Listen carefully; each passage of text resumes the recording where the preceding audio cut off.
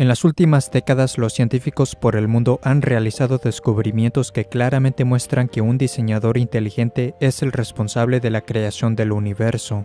Muchos creen que todo el universo comenzó a existir de la nada por casualidad, pero si se piensa en ello, la nada no pudo traer a la existencia al universo porque la nada nada produce.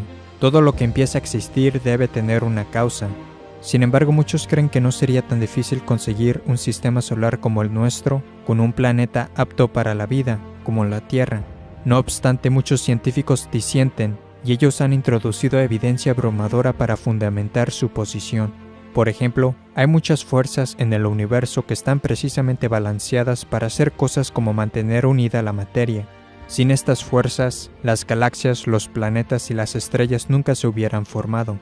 Se han observado que muchas estrellas se agrandan y se contraen de manera significativa. En un año, un resplandor puede ser muy fuerte y luego muy tenue. Sin embargo, afortunadamente nuestro Sol tiene una increíble estabilidad. Él no se agranda ni se contrae de manera significativa como lo hacen muchas otras estrellas. Si nuestro Sol lo hiciere, la vida en la Tierra sería catastrófica. Algunas estrellas de hecho sí explotan violentamente en una supernova. Los escombros de estas explosiones se llaman restos de supernova. Según muchos evolucionistas, estos escombros deberían ser visibles con telescopios por millones de años. Según la investigación científica, las galaxias similares a la nuestra experimentan una supernova en promedio cada 26 años. Por lo tanto, si supiéramos aproximadamente cuán frecuentes ocurren en las galaxias similares a la nuestra, el total de los restos de supernova que tenemos en nuestra galaxia debería darnos una idea de cuántos años tiene nuestra galaxia. En la búsqueda por los restos de supernova en nuestra galaxia de la Vía Láctea, los astrónomos han descubierto un total de solo aproximadamente 250. Entonces, si una supernova ocurre aproximadamente cada 26 años, como lo hemos visto de esas otras galaxias, un total de 250 restos de supernova nos indicaría una edad cercana a 6.500 años para nuestra galaxia. Eso es casi semejante a la indicación de la Biblia sobre cuánto tiempo ha existido nuestro mundo. Un número tan pequeño de restos de supernova señala una galaxia muy joven, definitivamente no millones o 1.000 millones de años, sino miles de años. Para decirlo de otra manera, si los evolucionistas tuviesen razón sobre la edad de la Tierra, entonces veríamos miles y miles de restos de supernova en nuestra galaxia, y no aproximadamente 250. Para que podamos existir en la Tierra, nuestro Sol debía ser una estrella con la masa exacta y temperatura correcta, ni muy caliente ni muy fría. Nuestro Sol genera una cantidad perfecta de energía para la vida en la Tierra. El Sol libera más energía en un segundo que lo que la humanidad haya producido en toda su historia. Si pudiéramos sentir una baja de la energía del Sol por tan solo un pequeño porcentaje, todos los océanos se congelarían. La Tierra está a la distancia correcta del Sol. Si la Tierra estuviera un poco más cerca al Sol o un poco más alejada, o sería demasiado caliente o demasiado fría para que la vida exista. Además, el tamaño de la Tierra es correcto, ni muy grande ni muy pequeña. También afortunadamente tenemos la Luna de un tamaño correcto, la principal responsable para regular las mareas de la Tierra.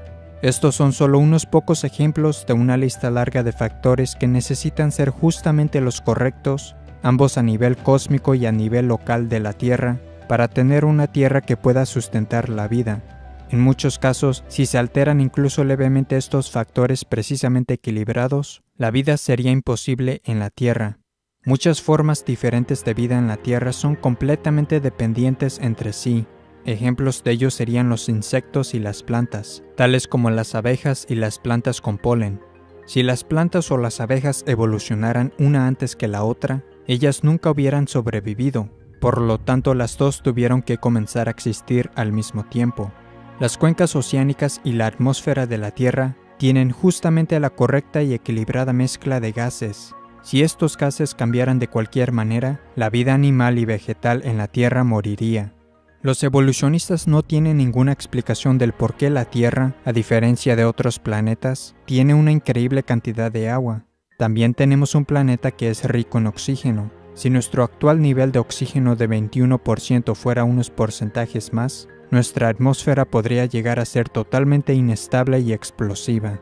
La Tierra tiene un campo magnético, sin el cual el viento solar arrasaría nuestra atmósfera. La atmósfera de la Tierra bloquea la luz solar dañina, mientras que al mismo tiempo permite la luz que es útil para la vida. Las plantas requieren de grandes cantidades de luz solar para existir, y la luz del sol es de lejos la fuente más rica para que un ser humano consiga la vitamina D. Cuando la luz solar toca la piel, el cuerpo produce la vitamina D. Una falta de vitamina D ha estado directamente relacionada con muchos problemas de salud. También ocurre que la atmósfera de la Tierra es transparente. La conveniencia de esto es que nos permite ver a los otros planetas, estrellas y cosas tales como los eclipses. Un eclipse solar total solo es posible porque el Sol es 400 veces más grande que la Luna y está aproximadamente 400 veces más lejos de la Tierra. El resultado es que durante un eclipse solar total visto desde la Tierra, el Sol y la Luna se ven del mismo tamaño, creando una coincidencia perfecta. Y a estos eclipses totales de Sol se debe el que hayamos podido hacer descubrimientos científicos que de otro modo nunca se podrían haber hecho. Los evolucionistas creen que el Sol, la Tierra y la Luna se formaron cuando nuestro sistema solar empezó a existir aproximadamente hace 4,5 mil millones de años, pero cada año la Luna se está alejando más y más de la Tierra, por lo que si la Luna estuviese demasiado lejos o muy cerca de la Tierra en el momento en que los humanos existieron, los observadores en la Tierra nunca hubieran visto el evento de un eclipse total de Sol. Por tanto, según los evolucionistas, el espectáculo increíble de un eclipse total de Sol solo podría ser visto en un breve periodo de tiempo en la existencia del sistema solar. ¿No es interesante que la humanidad haya comenzado a existir en la Tierra durante el mismo periodo de tiempo cuando podemos presenciar el evento de un eclipse total de Sol? Otro problema mayor para los evolucionistas es que la Luna habría estado demasiado cerca de la Tierra en el pasado. De hecho, la Luna habría estado tan cerca que habría golpeado la Tierra en mucho menos tiempo que hace 4,5 mil millones de años. Los evolucionistas afirman que nuestro sistema solar surgió de una nube de un remolino de polvo. Por lo tanto, la composición de los distintos planetas y su temperatura deberían ser similares entre sí, pero no lo son. Aquellos que adhieren a la teoría del Big Bang en realidad creen que toda la materia en el universo estaba originalmente concentrada en algo más pequeño que la cabeza de un alfiler. Luego explotó, se expandió y salió el sistema ordenado de cosas que vemos hoy. Sin embargo, hay grandes problemas con la teoría del Big Bang. En primer lugar, si toda la masa del universo está concentrada en algo mucho más pequeño que la cabeza de un alfiler, entonces habría tanta gravedad en ella de modo que nada se escaparía. En segundo lugar, las explosiones no producen el orden, sino que lo destruyen, por lo que sería imposible que de una explosión surgiera un sinnúmero de cosas ordenadas. Otra dificultad es que si del Big Bang estalló todo, los planetas y las lunas deberían girar en la misma dirección en base a una ley llamada la conservación del momento angular, pero tenemos lunas y planetas girando hacia adelante y hacia atrás. Los evolucionistas estiman que los cometas tienen 1.000 millones de años. Los cometas a menudo chocan con los planetas y el Sol. También se les llama bolas de nieve sucia porque una parte significante de un cometa está hecho de hielo. Cuando los cometas viajan en el espacio y se mueven más cerca al Sol, ellos van perdiendo masa a la vez que se van quemando por el Sol. Por tanto, los cometas solo podrían durar quizás unos 10.000 años antes de que todos ellos se quemen.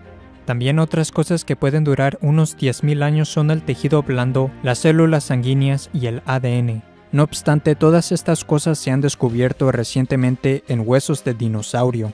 Esto muestra que los dinosaurios existieron hace miles de años, no hace 65 millones de años, como dicen los evolucionistas.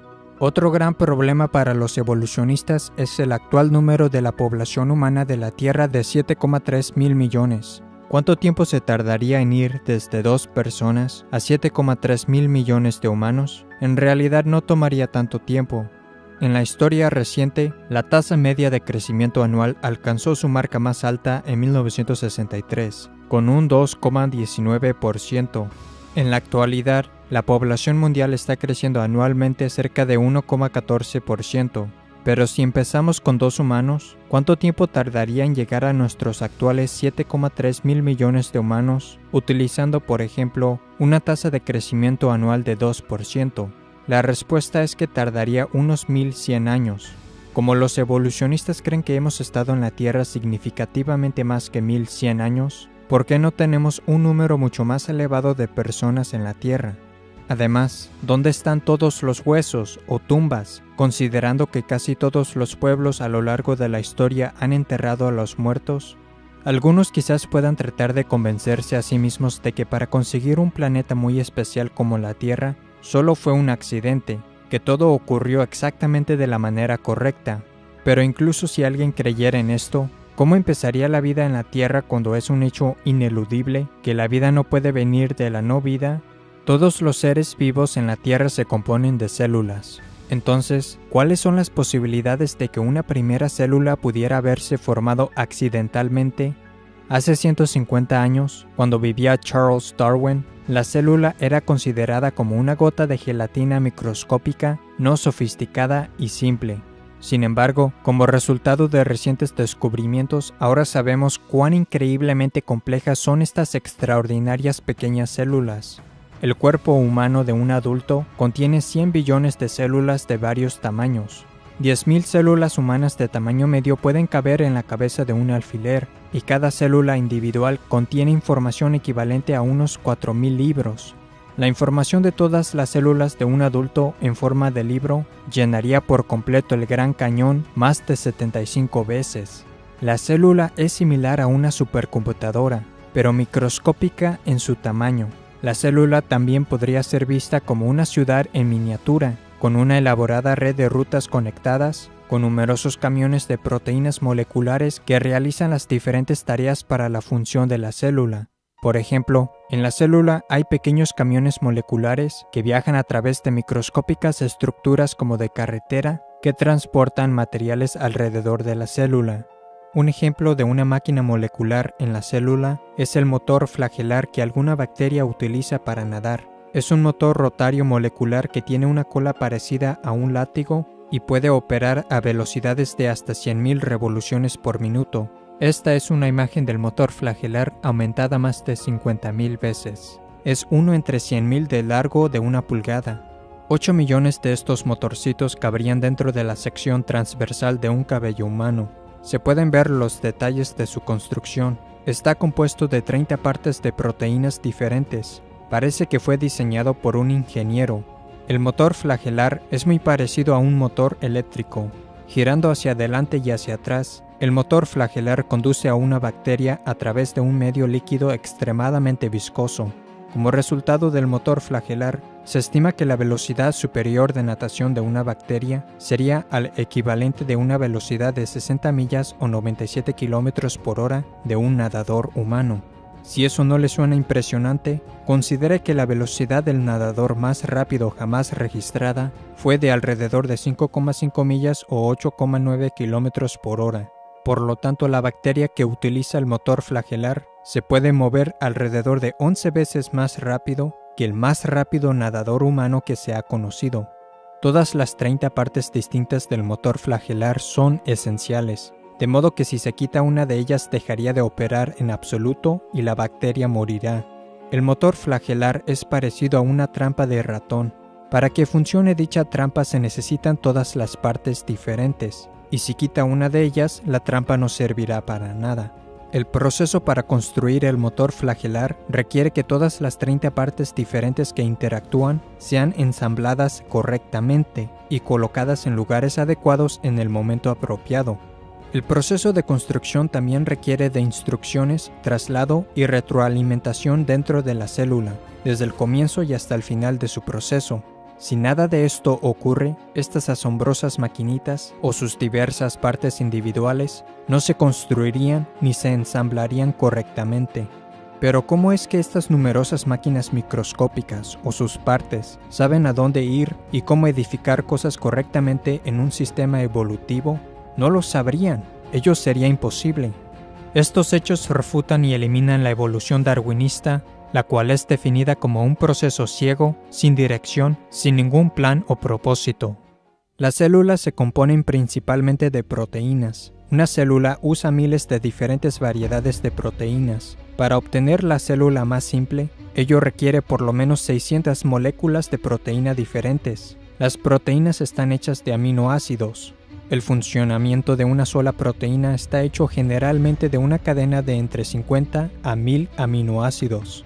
Algunas proteínas requieren una cadena de miles de aminoácidos adecuadamente secuenciados. Cada vez que un nuevo aminoácido se une a una cadena, debe formar un enlace químico llamado enlace peptídico, con el fin de unirse con éxito a los otros aminoácidos en la cadena. Los aminoácidos zurdos y diestros se producen con aproximadamente la misma frecuencia, pero solo los aminoácidos zurdos pueden ser elegidos para la utilización en la cadena para crear una proteína. Los evolucionistas no tienen ninguna idea por qué las proteínas solo usan aminoácidos zurdos. Cada aminoácido en la cadena larga también debe ser aminoácido específico. Hay 20 clases diferentes de los cuales pueden ser elegidos y deben ser colocados en el orden correcto en la cadena para crear una proteína. Los aminoácidos están colocados en el orden exacto gracias a una molécula en la célula llamada ADN. El ADN puede ser descrito como un plan maestro, un código de información o lenguaje especial que utiliza 4 letras alfabéticas químicas. Las letras químicas o el código en el ADN son el conjunto de instrucciones que requieren las máquinas celulares para ensamblar correctamente los aminoácidos en cadenas y así crear proteínas. Si el ADN no está presente desde el principio, no se podrían elegir correctamente los aminoácidos ni ser colocados en el orden adecuado. Como resultado, nunca se podría formar una proteína y la célula no sobreviviría. El ADN no puede funcionar sin tener al menos 75 proteínas preexistentes. Y sin embargo, las proteínas se producen solamente por el ADN. Como cada uno necesita del otro, ellos debieron haber sido creados por Dios exactamente al mismo tiempo. Este hecho elimina la evolución. La fibra de ADN tiene un espesor de apenas 2 millonésimas de milímetro. Y si bien el ADN no es grueso y es increíblemente pequeño, es extremadamente largo cuando es desenrollado. De hecho, si el ADN en una célula fuese desenrollado, unido y extendido, llegaría a ser más de 2 metros de largo. El ADN sería tan delgado que sus detalles no podrían ser vistos, incluso bajo un microscopio electrónico. Si todo el ADN contenido en nuestro cuerpo fuera colocado de punta a punta, ello se extendería de aquí a la Luna más de 500,000 veces. Si se tomara de cada persona que haya vivido un set de ADN y se juntara en un montón, ello pesaría menos que una aspirina. No obstante, la densidad de almacenamiento de información del ADN es muchas veces mayor que el más avanzado chip de silicio de un ordenador. Hablando del ADN, Bill Gates dijo: "El ADN es como un programa de computadora, pero mucho más avanzado que cualquier software jamás creado". Pero tener el complejo programa de instrucción del ADN no es suficiente por sí mismo. Otras cosas en la célula deben ser capaces de entender y utilizar el programa de información del ADN. En otras palabras, el supercomplejo programa del ADN en realidad es inútil a menos que se tenga también un sistema dentro de la célula que pueda entender el lenguaje del ADN. Para comprender mejor esto, imagínese que el ADN es un disco CD o DVD complejo. Si no se tiene una máquina o sistema que pueda leer, entender y utilizar la información en el disco, no tiene valor el disco. Por tanto, las otras cosas en la célula necesitan entender y ser capaces de usar el programa de información del ADN para crear cosas correctamente. Si no, la célula se muere. El ADN puede hacerse una copia idéntica de sí mismo. Dios también programó que el ADN detecte y corrija errores. Existen máquinas de proteína que hacen correcciones especiales que constantemente viajan hacia arriba y hacia abajo a través de la molécula del ADN en busca de cualquier error que necesite rectificación. Si se detectan problemas, las reparaciones se hacen inmediatamente. Todo este proceso es increíblemente complejo. La información contenida en el ADN demuestra que la vida no solo consiste de la materia y la energía, también contiene información. La información solo puede venir de una fuente inteligente que puso la información allí. Otra función del ADN es que es el programa que Dios utiliza para crear en la persona su apariencia, el color de su pelo, su altura, etc. Como fue mencionado anteriormente, cada cuerpo humano de un adulto contiene cerca de 100 billones de células, pero en su concepción, usted solo era una célula. Increíblemente, usted empezó a existir de un tamaño no mayor que la cabeza de un alfiler, y sin embargo, toda la compleja información que lo definirá físicamente y a cada órgano de su cuerpo estaba allí, contenida en esa única célula. Dentro de un mes de su concepción, sus ojos, oídos y pulmones se desarrollaron. 1.000 millones de nuevas células se formaron, y su tamaño aumentó más de 10.000 veces. Poco después del primer mes, la velocidad con la que antes iba rápidamente creciendo se reduce dramáticamente. Si no lo hiciere y su velocidad de crecimiento se mantuviera igual, al nacer usted pesaría unas 3.000 libras o 1.360 kilogramos. A los 2 meses, usted mide tan solo unos 3 o 4 centímetros de largo, todavía lo suficientemente pequeño como para caber dentro de una cáscara de nuez. No hay ninguna explicación evolutiva para la increíble complejidad involucrada en la concepción y en el nacimiento, o siquiera una razón para la reproducción en sí. Los evolucionistas creen que los complejos sistemas reproductivos, radicalmente diferentes pero complementarios, de todas las diferentes clases de vida en la Tierra, se desarrollaron por casualidad, completa e independientemente al mismo tiempo.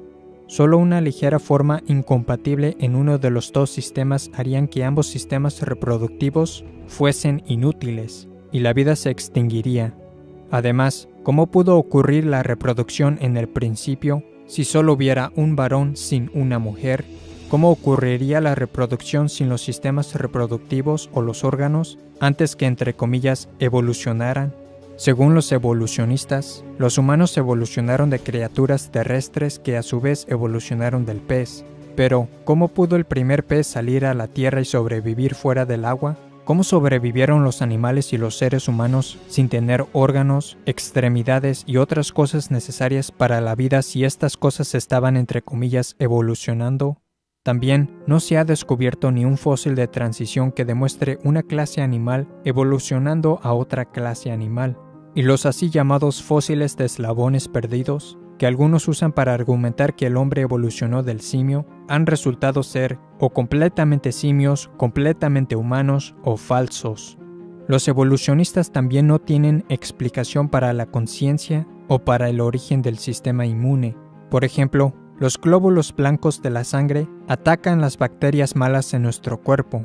Los glóbulos blancos en realidad buscan y persiguen a las bacterias malas como en misiones de buscar y destruir. Para poder lograr esto deben tener la información programada que les permita distinguir entre amigos y enemigos.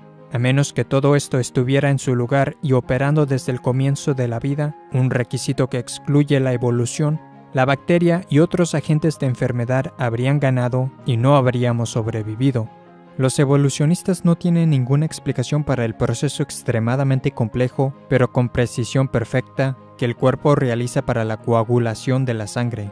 Sería un desastre si la sangre no se coagulara en el momento adecuado o en el lugar apropiado. Si la sangre empezara a coagularse en el lugar indebido, por ejemplo en su pulmón o en su cerebro, usted podría morir. Si la sangre comenzara a coagularse después de perder mucha sangre o no cubriese toda la herida, usted podría morir. Si la coagulación de la sangre no se limitara nada más que a la herida, todo su sistema sanguíneo se solidificaría. La evolución no tiene explicación para la coagulación de la sangre, porque entonces, ¿cómo sabría su cuerpo cuándo y dónde empezar el proceso de coagulación de la sangre, a menos que exista una información interna inteligente que la guíe? Y hablando de la sangre, ¿qué vino primero, la sangre o el corazón que bombea la sangre? ¿La piel evolucionó antes que la sangre? Y si fue así, ¿cómo pudo sobrevivir? La verdad es que todas estas cosas tuvieron que desarrollarse por completo y estar presentes todas juntas desde el inicio para que la humanidad pudiese sobrevivir. El cerebro humano de 3 libras o 1,5 kilogramos es la estructura más compleja y ordenada de materia en el universo. El cerebro humano de un adulto contiene más de 10 elevado a la 14 potencia, que equivale a 100.000 millones, de conexiones eléctricas. Eso es más que todas las conexiones eléctricas en todos los aparatos eléctricos del mundo. En el fondo de su ojo está la retina, mide menos de 1 pulgada cuadrada.